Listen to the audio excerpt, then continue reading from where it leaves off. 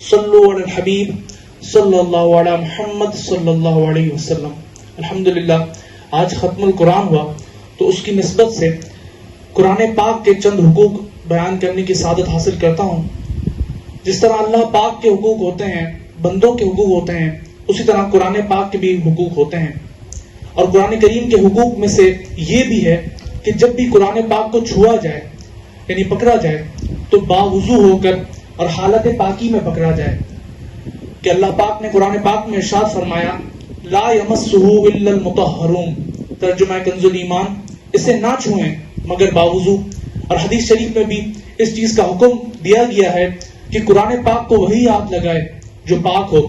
تو جب حالت پاکی میں ہوں یعنی حالت وضو میں ہوں، ہمیں تب ہی قرآن پاک کو چھونا ہے، اور غیر وضو حالت میں ہم نے قرآن پاک کو نہیں چھونا۔ اسی طرح امت پر قرآن کریم کا ایک حق یہ بھی ہے کہ قرآن کریم کی پیروی کی جائے۔ جیسے قرآن کریم میں ارشاد ہوتا ہے وَهَذَا كِتَابٌ أَنزَلْنَاهُ مُبَارَكٌ فَاتَّبِعُوهُ وَاتَّقُوا لَعَلَّكُمْ تُرْحَمُونَ، ترجمہ کنز الایمان، اور یہ برکت والی کتاب ہم نے اتاری تو اس کی پیروی کرو اور پرہیزگاری کرو کہ تم پر رحم ہو۔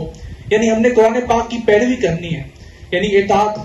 اب اس اطاعت کس طرح کرنی ہے کہ جس چیز کا اس میں حکم ارشاد ہوا، جس کام کا کہا گیا وہ کام کرنا، اور جس کام سے روکا گیا تو اس سے رک جانا۔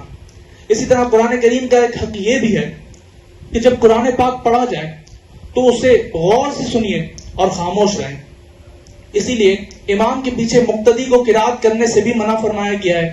اللہ پاک ارشاد فرماتا ہے وَإِذَا قُرِئَ الْقُرْآنُ فَاسْتَمِعُوا لَهُ وَأَنصِتُوا، ترجمہ، اور جب قرآن پڑھا جائے تو اسے کان لگا کر سنو اور خاموش رہو۔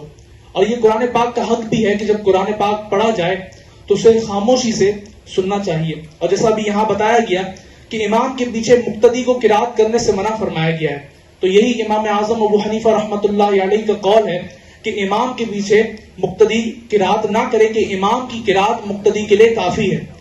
آپ کے اس قول پر بعض محدثین نے آپ سے ڈیبیٹ کرنے کا کہا، یعنی مناظرہ، کہ بھئی ہمارے پاس دلیلیں ہیں کہ ہم کہتے ہیں کہ امام کے پیچھے مقتدی قرات کر سکتا ہے۔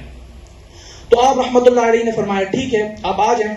تو جب سب مناظرہ کرنے آئے تو امام اعظم رحمۃ اللہ علیہ ایک جگہ اکیلے، اور باقی محدثین یعنی بہت سارے محدثین تھے۔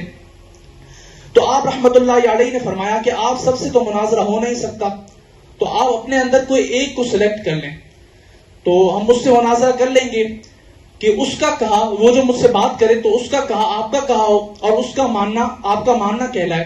تو ان سب نے کہا ٹھیک ہے، اور سلیکٹ کر لیا اپنے اندر ایک، اور اسے آگے کر دیا کہ یہ ہم میں سب سے زیادہ علم والے ہیں، ان کا کہا ہمارا کہا اور ان کا ماننا ہمارا ماننا ہے۔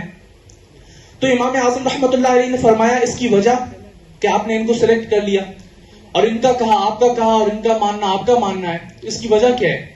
تو ان لوگوں نے کہا کہ اس کی وجہ یہ ہے کہ ہمارا یہ لیڈر ہے، ہم نے اسے اپنا امام بنا لیا ہے، تو اس کا کہا ہمارا کہا۔ تو امام اعظم رحمۃ اللہ علیہ نے فرمایا پھر تو مناظرہ ہی ختم ہو گیا۔ اس کی وجہ یہ تھی کہ میں بھی تو یہی کہہ رہا ہوں کہ جب امام کوئی چیز کہے یعنی امام قرات کرے تو پیچھے وہ مقتدیوں کے لیے کافی ہوتی ہے۔ جیسے اس کا کہا آپ کے لیے کافی ہے، ویسے امام کی قرات بھی مقتدیوں کے لیے کافی ہے۔ تو اس طرح امام اعظم رحمۃ اللہ علیہ نے مناظرے کو شروع ہونے سے پہلے بھی ختم فرما دیا۔ اور الحمدللہ ابھی ماہ رمضان چل رہا ہے، اور آج 12 روزہ تراویح میں قرآن پاک کا ختم ہوا۔ تو کہیں 6 روزہ تراویح ہوتی ہے، کہیں 8 روزہ، کہیں 10 روزہ۔ تو یہ تراویح کا میں قرآن پاک کا ختم ہوا ہے، یہ تراویح کا ختم نہیں ہوا۔ تراویح ہمیں مکمل پڑھنی ہے، چاند رات سے، رمضان مبارک کی چاند رات سے لے کر عید کی چاند رات تک روز تراویح پڑھنی ہے۔ اور اگر اب جیسے 12 روزہ پڑھ لی، اب اس کے بعد اگر کوئی مستقل تراویح کا ترک کر دے تو وہ گناہ گار ہوگا۔ اور الحمدللہ ماہ رمضان میں روزوں کا سلسلہ بھی ہوتا ہے، تو روزوں سے متعلق بھی چند باتیں ہی سنیے۔ بعض لوگ کہتے ہیں کہ اگر ہم روزہ رکھیں گے تو بیمار ہو جائیں گے یا کمزوری ہو جائے گی ہمیں۔ تو حدیث پاک میں ارشاد ہوا کہ روزہ رکھو تندرست ہو جاؤ گے، اور جس کا حالت روزہ میں انتقال ہوا تو اس کے بارے میں نبی کریم صلی اللہ علیہ وسلم نے فرمایا جس کا روزے کی حالت میں انتقال ہوا اللہ پاک اس کو قیامت تک کے روزوں کا ثواب عطا فرماتا ہے۔ اور سحری، بعض لوگ کیا کرتے ہیں کہ سحری نہیں کی یا سحری کرنا بھول گئے، تو بعد میں بتاتے ہیں تم کو پتا ہے آج ہم نے کیا کیا، آج ہم نے بغیر سحری کے روزہ رکھا ہے، تو یہ کوئی بہادری کی بات نہیں ہے، بلکہ یہ برکت سے محرومی کی بات ہے کہ نبی کریم صلی اللہ علیہ وسلم نے فرمایا سحری کھایا کرو کیونکہ سحری میں برکت ہے۔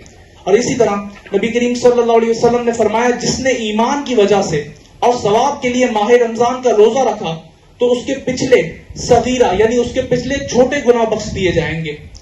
اور عموماً روزہ افطار کھجور سے کیا جاتا ہے، تو حضور صلی اللہ علیہ وسلم نے یہ بھی فرمایا کہ اس گھر کے لوگ بھوکے نہیں رہتے جس گھر میں کھجور ہو۔ اور روزہ کیا ہے؟ تو روزہ جہنم کی آگ سے ڈھال ہے، جیسے تم میں سے کسی شخص کے پاس لڑائی کی ڈھال ہو۔ اسی طرح ماہ رمضان میں اللہ پاک کا ذکر کرنے والے کے بارے میں فرمایا گیا کہ ماہ رمضان میں اللہ پاک کا ذکر کرنے والا بخش دیا جاتا ہے، اور اس ماہ میں اللہ پاک سے مانگنے والے کو نامراد نہیں کیا جاتا۔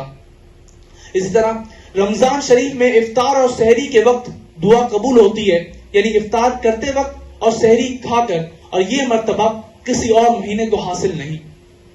اور روزہ ایک باطنی عبادت ہے، کیونکہ ہمارے بتائے بغیر کسی کو یہ نہیں ہو سکتا کہ ہمارا روزہ ہے۔ آج کل تو رمضان شریف چل رہا ہے تو حسن ظن ہوتا ہے کہ سب کا روزہ ہی ہوگا، لیکن باقی اگر ہم کسی دن میں روزہ رکھ لیں تو ہمارے بتائے بغیر کسی کو یہ نہیں ہو سکتا کہ ہمارا روزہ ہے۔ اور اللہ عز و جل کو باطنی عبادت زیادہ پسند ہے، یعنی اللہ عز و جل باطنی عبادت کو زیادہ پسند فرماتا ہے۔ اور نبی کریم صلی اللہ علیہ وسلم نے یہ بھی فرمایا کہ روزہ اور قرآن قیامت کے روز بندہ مومن کے لیے شفاعت کریں گے۔ اسی طرح جو رمضان میں روزہ رکھتا ہے تو رمضان کے روزے دار کے لیے مچھلیاں افطار تک دعائیں مغفرت کرتی ہیں۔ یا اللہ پاک ابھی جو ہم نے سنا اسے بھی اپنی بارگاہ میں قبول فرما، آپ دعا کر لیجئے۔ اور دعا کے آداب میں سے ہے کہ نظروں کو جھکا لیجئے اور یا تو ہاتھ کو سینے کی سیدھ میں رکھیے یا کندھوں کی سیدھ میں یا منہ کی سیدھ میں، یا اتنے بلند کر لیجئے کہ بغل کی سفیدی نظر آ جائے۔ اور دعا کا قبلہ آسمان ہے تو ہتھیلیوں کا رخ آسمان کی طرف رکھیے۔ الحمدللہ رب العالمین والعاقبۃ للمتقین وعلی عباد اللہ الصالحین۔ یا اللہ پاک جو پڑھا گیا اسے قبول فرما، اگر اس میں کوئی غلطی کوتاہی ہو گئی ہو تو اسے معاف فرما، اگر کچھ رہ گیا ہو تو اسے اپنے کرم سے پورا فرما۔ یا اللہ ہم تمام کی تمام نیک جائز دعاؤں کو پورا فرما۔ یا اللہ پاک ہم سب کو بار بار حج بیت اللہ کی سعادت نصیب فرما، بار بار مدینۃ الرسول زادہ اللہ شرفا و تعظیمہ کی زیارت نصیب فرما۔ یا اللہ پاک ہمیں رمضان کی قدر کرنے والا بنا۔ یا اللہ پاک بیماروں کو صحت عطا فرما، جو جس مرض میں مبتلا ہے اسے اس مرض سے شفاء کلی عطا فرما۔ یا اللہ ہمیں ہر مہلک و غیر مہلک مرض سے بچا۔ یا اللہ جو ہسپتالوں میں ایڈمٹ ہیں جنہیں ڈاکٹرز نے جواب دے دیا ہے انہیں بھی اپنے کرم سے شفا عطا فرما۔ یا اللہ جو قرضوں کے بوجھ تلے دبے ہیں ان کے قرضے اتر جائیں، جو دیگر کسی بھی مسئلے کی وجہ سے پریشان ہیں ان کے وہ مسائل حل فرما۔ یا اللہ پاک ہمیں صبر کرنے والا بنا دے۔ یا اللہ پاک جو تو نے ہمیں نعمتیں دی ان کا ہمیں شکر کرنے والا بنا دے۔ یا اللہ پاک مہنگائی کا خاتمہ فرما۔ یا اللہ ملک پاکستان کی خیر فرما۔ یا اللہ اس ملک کو شریروں کی شر سے اور حاسدین کے حسد سے بچا۔ یا اللہ ہم سب کی روزی میں برکت عطا فرما۔ یا اللہ جن کے رشتوں میں رکاوٹیں ہیں ان کو نیک رشتے مل جائیں۔ یا اللہ جن کے گھر اولاد نہیں ہو رہی یا جو اولاد کے طلبگار ہیں انہیں نیک و صالح اولاد عطا فرما۔ اور یا اللہ جن کی اولاد نافرمان ہے ان کی اولاد کو فرما بردار بنا۔ یا اللہ ہمارے تمام گناہوں کی مغفرت فرما۔ یا اللہ ہمیں نیکیاں کرنے کی توفیق عطا فرما۔ یا اللہ ہمیں ہر قسم کے حادثات سے بچا، ہمیں ناگہانی آفتوں سے بچا۔ یا اللہ جو ترکی میں زلزلہ آیا، جن کے گھر ختم ہو گئے، جن کے کاروبار ختم ہو گئے، یا اللہ ان کو اس سے دگنا عطا فرما۔ یا اللہ ہمارے رشتہ داروں میں جن کا انتقال ہو گیا ہے ان سب کی بے حساب مغفرت فرما۔ یا اللہ جن کے والدین حیات ہیں ان کو طویل ایمان صحت و عافیت والی زندگی عطا فرما۔ اور یا اللہ جن کے والدین کا انتقال ہو گیا یا اللہ پاک ان کی بے حساب مغفرت فرما۔ یا اللہ ہم سب کو مرتے وقت کلمہ طیبہ نصیب فرمانا۔ یا اللہ پاک ہم سب کا خاتمہ ایمان پر فرمانا۔ یا اللہ پاک ہم سب کی بے حساب مغفرت فرما۔ یا اللہ پاک ہمیں روز قیامت نبی کریم صلی اللہ علیہ وسلم کی شفاعت سے حصہ عطا فرمانا۔ یا اللہ پاک ہمیں جنت الفردوس میں اپنے پیارے حبیب صلی اللہ علیہ وسلم کے پڑوس میں جگہ عطا فرمانا۔